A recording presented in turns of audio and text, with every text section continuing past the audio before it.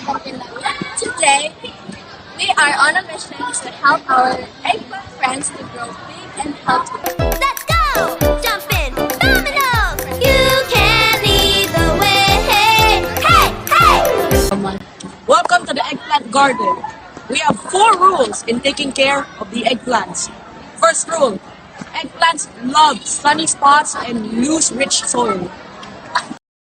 Yes, good soil makes us strong and firm. Second rule, Plant seedlings 1 to 2 feet apart. Give them space to spread their roots. I know this one. Watering gently every day keeps soil moist, but don't let us too much roots our roots. trivia time. Eggplants need to 6 to 8 hours of sunlight every day to grow purple and shiny. Really?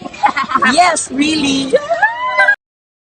Where the plants wave and the weeds too.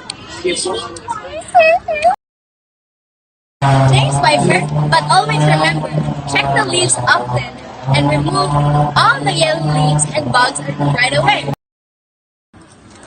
Harvest them when they are shining, firm and fully. Remember, always take care of your crop so that they can take care of you as well.